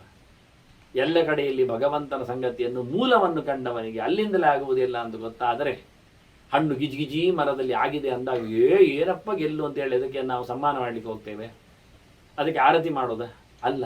ಅಷ್ಟೆಲ್ಲ ಗಿಜಿಗಿಜಿ ಗೆಲ್ಲಲ್ಲಿ ಹಣ್ಣು ಹಿಡಿಬೇಕಾದ್ರೆ ಆ ಬುಡದಲ್ಲಿ ಅದರ ನೀರು ಒಳ್ಳೆ ಪಾತಿ ಮಣ್ಣು ಗಟ್ಟಿಯಾಗಿ ಗೊಬ್ಬರ ಒಳ್ಳೆ ರೀತಿಯಲ್ಲಿ ಸೇರಿ ಹೋಗಿರಬೇಕು. ಹಾಗೆ ತರೋಹ ಮೂಲ ನಿಷೇಚನ ಮಾರೇ ಅಂತ ಬುಡಕ್ಕೆ ಮಾಡುವ ಸೇವೆಯಂತೆ ಭಗವಂತನ ಸೇವೆಯಿಂದ ಎಲ್ಲವೂ ಸಂಪತ್ತು ಅರಳಿ ನಿಲ್ಲುವಂಥದ್ದು. ಎಲ್ಲಕ್ಕೂ ಕಾರಣ ದೇವರು. ಹಾಗಿದ್ದವನು ಬೀಗುವುದಿಲ್ಲ, ಅಭಿಮಾನ ಪಡುವುದಿಲ್ಲ, ಹಮ್ಮು ಬಿಂಕಗಳಲ್ಲಿ ತಲೆ ಮೇಲೆತ್ತಿ ತಿರುಗುವುದಿಲ್ಲ, ಸ್ತಂಭಕ್ಕೆ ಕಾರಣವಿಲ್ಲ ಅಂತಾನೆ. ಅವನು ಸ್ತಬ್ಧನಾಗಿ ಬರುವುದಿಲ್ಲ, ಅಹಂಕಾರಕ್ಕೆ ಹೋಗುವುದಿಲ್ಲ. ಇದ್ದರೆ ಅದು ಮಗುತನವನದ್ದು, ಅರ್ಥ ಆಗದಿಲ್ಲ, ಚೈಲ್ಡಿಶ್ ಆ ಲೆಕ್ಕದಲ್ಲಿ ಹೇಳಿದರೆ ಹೇಳ್ತಾನೆ. ದೇವರ ನಿಯಂತ್ರಣವನ್ನು ಕಾಣುವವನಿಗೆ ಯಾವುದು ಸೊಕ್ಕು ಇಲ್ಲ. ಸ್ವಭಾವ ಭಾವಿನೋ ಭಾವಾನು ಸರ್ವಾನೇವೇಹ ನಿಶ್ಚಯೇ. ನಾನು ಎಲ್ಲ ನಡೆಯುವ ಕಥೆಗಳನ್ನು ದೇವರ ಕಥೆ ಅಂತ ತಿಳ್ಕೊಳ್ತೇನೆ, ದೇವರ ಕ್ರಿಯೆ ಅಂತ ಹೇಳುತ್ತೇನೆ. ಇದನ್ನು ನಾನು ಗ್ಯಾರಂಟಿ ಮಾಡಿದ್ದೇನೆ. ಬುದ್ಧಿಮಾನಸ್ಯ ದರ್ಪೋವ ಮಾನೋವ ಕಿಂಗರಿಷಸ್.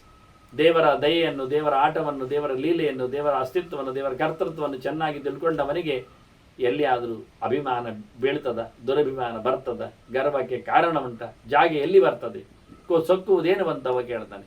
ವೇದ ಧರ್ಮವಿಧಿ ಕೃಷ್ಣಂ ಭೂತಾನಾಂಚ ಪಿ ಅನಿತ್ಯದ. ನಾನು ಎಲ್ಲದರ ಕೊನೆತನವನ್ನು ಅರ್ಥ ಮಾಡಿಕೊಂಡಿದ್ದೇನೆ, ಯಾವುದು ಶಾಶ್ವತ ಅಲ್ಲ ಅಂತ. ಎಲ್ಲದರ ಆಚಾರ ವಿಚಾರಗಳ ಬಗ್ಗೆಯೂ ನಾನು ತಲೆಗೆಡಿಸಿಕೊಂಡಿದ್ದೇನೆ, ನೋಡಿಕೊಂಡಿದ್ದೇನೆ. ಹೀಗಿರುವಾಗ ಯಾರಿಂದ ಏನು ಯಾವಾಗ ಎಂತ ಆದರೂ ಅದು ಅಲ್ಲಿರತಕ್ಕಂಥ ಭಗವಂತನ ವಿಶೇಷವಾದ ಪ್ರೇರಣೆಯನ್ನು ಅರ್ಥ ಮಾಡಿಕೊಳ್ಳುವುದರಿಂದ ತಸ್ಮಾ ಶಕ್ರ ನಶೋಚಾಮಿ. ಯಾರಿಗೂ ಅಳುವುದಿಲ್ಲ, ಯಾವತ್ತೂ ಅಳುವುದಿಲ್ಲ. ಸರ್ವಂ ಹ್ಯವೇದಂ ಅಂತವತ್. ಎಲ್ಲಕ್ಕೂ ಕೊನೆ ಉಂಟು. ಅಧಿಕಾರಕ್ಕೂ ಕೊನೆ ಇರ್ತದೆ, ದುಡ್ಡಿಗೂ ಕೊನೆ ಇದೆ, ಬಲಕ್ಕೂ ಕೊನೆ ಇದೆ, ಹೊರಕ್ಕೂ ಕೊನೆ ಇದೆ. ಹಾಗಾಗಿ ಯಾವುದೂ ನಿತ್ಯ ಅಲ್ಲದೇ ಇದ್ದಾಗ ನಾನು ಯಾವುದಕ್ಕೆ ಬೀಗಬೇಕು? ನಿರ್ಮಮಃ ನಿರಹಂಕಾರ ನಿರೀಹ ಮುಕ್ತಬಂಧನ. ನಾನು ಹೇಗಿದ್ದೇನೆ ಕೇಳಿದರೆ ನನ್ನದು ಅಂತ ಹೇಳಿಕೊಳ್ಳುವುದಿಲ್ಲ, ನಾನು ಅಂತ ತಿಳ್ಕೊಳ್ಳುವುದಿಲ್ಲ. ಏನಿದ್ರು ದೇವರು ಅಂದುಕೊಳ್ಳುತ್ತೇನೆ. ಯಾವ ಚೇಷ್ಟೆಯಲ್ಲಿಯೂ ನನ್ನತನವನ್ನು ಹಾಕ್ತಾ ಇಲ್ಲ, ನನ್ನ ಇಷ್ಟವನ್ನು ನಡೆಸಿಕೊಳ್ಳಿಕ್ಕೆ ಹೋಗ್ತಾ ಇಲ್ಲ.